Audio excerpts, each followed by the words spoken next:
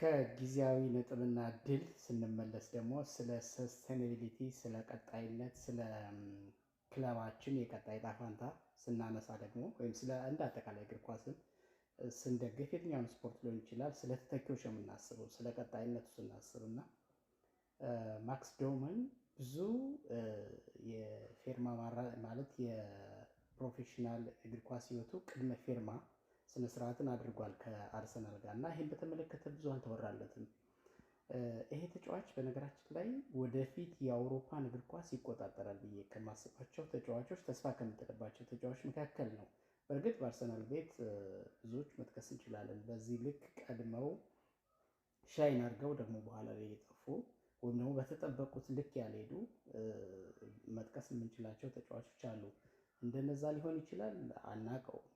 ግን ይሄ ልጅ ገና በ15 ዓመቱ በአውሮፓ ቻምፒየንስ ሊግ፣ በእንግሊዝ ፕሪሚየር ሊግ ብቻ በአርሰናል የዋናው ቡድን ውስጥ ወይም ደግሞ በሲኒየር በሆነው ቲም ውስጥ ጆይን አድርጎ በእንቅስቃሴውም ድንቅ ሆኖ ዓለምን ያስደነቀ ልጅ ነው ማክስ ዶውማን ማለት ከጀርባ የምትመለከቱት ልጅ እና አሁን ሰሞኑን ያው ጉዳት ላይ እንደሆነ ይታወቃል እና የቅድመ ፕሮፌሽናል ፊርማውን አስቀምጧል እና የፕሮፌሽናል ህይወትን ኦልሬዲ ተቀላቅሏል። የአርሰናል የሲኒየር ቡድን ውስጥ አባል እንደሆነ ይታወቃል እና ገና በ2009 ተወለደ። በ2015 የአርሰናልን አካዳሚ ተቀላቀለ።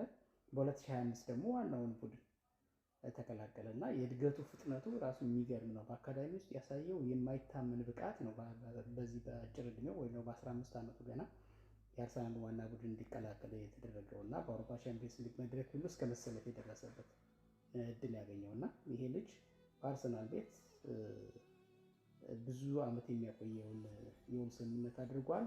በአርሰናል ቤትም ብዙ ለውጥ ያመጣል ወይም ደግሞ በአርሰናል ማሊያ ጀምሮ በአርሰናል ማሊያ ያጠናቃል ተብለው ከሚገመቱት ውድ ልጆች ወይም ወጣቶች ተተኪዎች መካከል አንደኛው ነው ማክስ ዶውማን።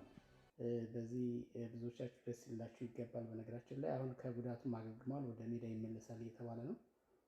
ይህ የሚጫወትበት ቦታ ተፈጥሯዊ ቦታው ኦፌንስ ሚድፊልደር የሚባለው ነው። ይሄ ወይም ተደራቢ አጥቂ ወይም ደግሞ የአጥቂ አማካይ የሚባለው ነው እና በዚህ ቦታ ላይ ትልቅ ድልን ገድልን ይፈጽማል ተብሎ የሚጠበቅ ተስፈኛ ወጣት ነው እና የአርሰናል ደጋፊዎች በዚህም ልክ አዲስ ተጫዋች የማስፈረም ያህል አዲስ ተስፈኛ የማስፈረም ያህል ደስታ እንዲፈጥር የሚችል ክስተት ነው በነገራችን ላይ እና ማክስ ዶውማን የወደፊቱ የአርሰናልም የአውሮፓም ኮከብ እንደሚሆን ተስፋ አደርጋለሁኝ።